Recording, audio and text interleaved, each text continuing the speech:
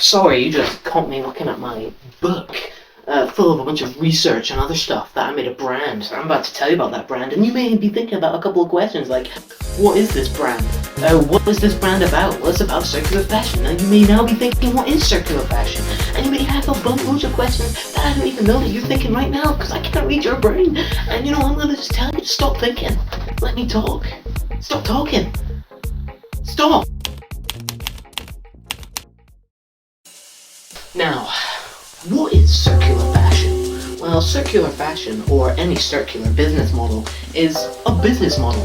It's more sustainable, okay? So you take one thing, you make it out of reusable resources. You then get that thing when it's done, and you turn it into other reusable resources that you then use to either recreate the thing, make a new thing, do whatever you want with, make more material to make a new thing. So you just keep making a system instead of just making it, throwing it away, it sits in a dump for the rest of the world, and then we all die because global warming exists. Now let's make a brand about circular fashion.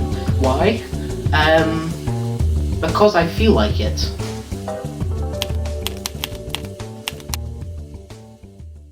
The first step is that I needed to research about circular fashion. Well, I say I, Jimmy, had to research circular fashion.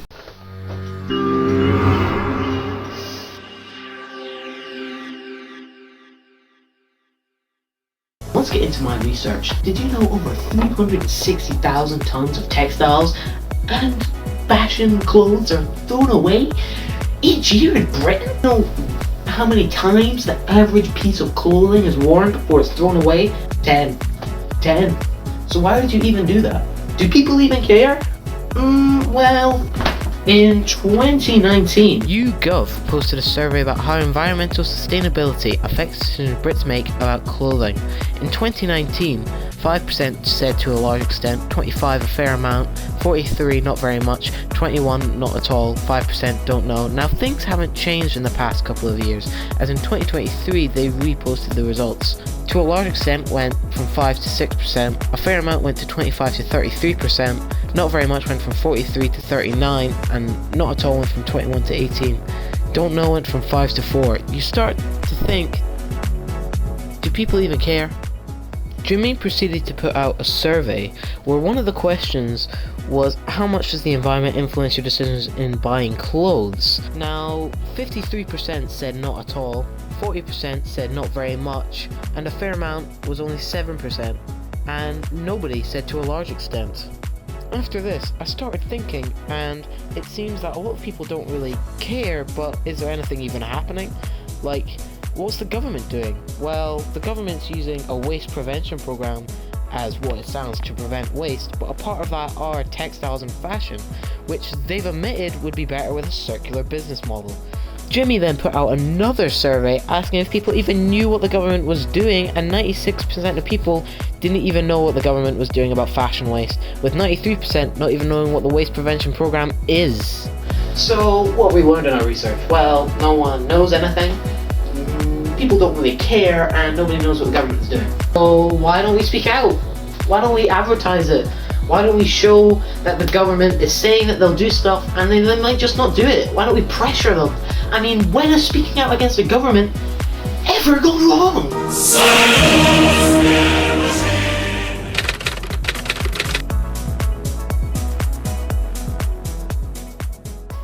Now you may be thinking, Douglas James Bartholomew Buchan III, how are you going to make a circular fashion brand? Well, we're going to use this website called T-Mail, where you make the website, you put a design on the clothes, they make the clothes, and bang bang, use it recyclably. But first we need to come up with a brand name, we need an aim, and we need designs. So, brand name. What would relate with the government? Liberated. And what are we doing? Style. Fish. Well, actually, this isn't really what happened. I created two lists of names, one related with political movements / political words, then related them with words with fashion to create names for the brand. And the one that ended up winning after I took them with a bunch of tallies with basically a survey was Liberated Styles, so that's what we've named ourselves. Right then?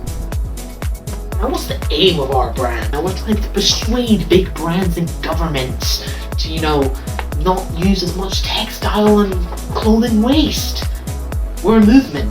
And by we, I mean me and Jimmy, whatever his name is. Now, it wasn't as easy as just saying what our mission statement was. I actually ended up going through a couple of ideas and narrowed it down from a couple 30 words to around about 15. So yeah, we're pressuring big brands and governments to reduce textile and clothing waste. That's our mission. Now we need a logo, designs for a t-shirt, and we've already got a name and everything else. So what are our designs for a logo? Well, I came up with some ideas here. Do with a mic that's speaking out. Feedback on it, people said that it fitted with the theme of the government and speaking out, so let's go with that. Again, it wasn't that simple. I put a sheet of multiple design ideas and concepts that were just popped into my head and put them down immediately. Then took the couple of best ones, i.e. the two best ones, and ended up taking them forward, the ones that I saw had the most potential. Played around with them for a wee bit and then settled on a design that I made a graphic of. Well, Jimmy made the graphic of, but I made the graphic of and then put them on the website, and now the website's done. So yeah. To summarise, we're called Liberated Styles. We want to pressure the government and a bunch of other big brands to reduce textile and fashion waste with a circular business model.